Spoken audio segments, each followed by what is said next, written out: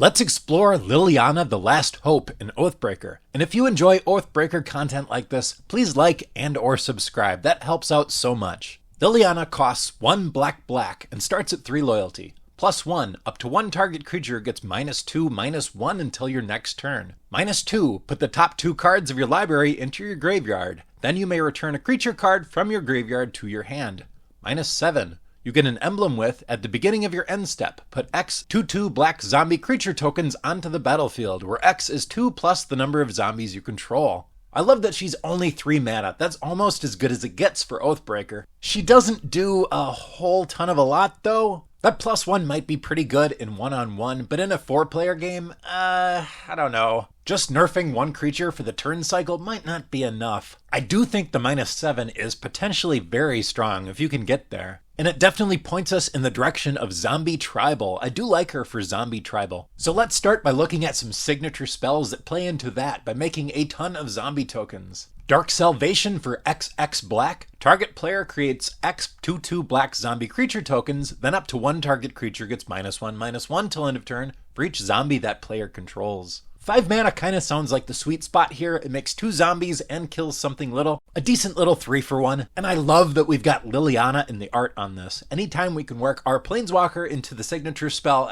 yeah, that's sweet. From Under the Floorboards for 5 mana creates 3 tapped 2/2 black zombie creature tokens and you gain 3 life. You can't do the madness thing, so that doesn't matter. But 3 zombies for 5 mana is alright, and I assume you've got some lords in the deck to pump the zombies up to, so there can be even better than that. Necrotic Hex for 7 mana. Each player sacrifices 6 creatures. You create 6 tapped 2/2 black zombie creature tokens. Basically a board wipe that feeds into her -7. That's pretty cool. I do wish it wasn't 7 mana though. Ghoul's Night Out for 5, that's a funny name. For each player, choose a creature card in that player's graveyard. Put those cards onto the battlefield under your control. They're black zombies in addition to their other colors and types, and they gain Decayed. And remember, Decayed means they can't block, and when they attack, sacrifice it at end of combat. This is kind of high variance, but if your deck has a lot of kill spells, you could really maximize the value on this and get some really good stuff. Maybe some stuff with static abilities, so you don't even want to attack with it anyway. I don't think it's a great card, but I love cards like this. I love high variance cards where it plays out different every time. That's pretty fun.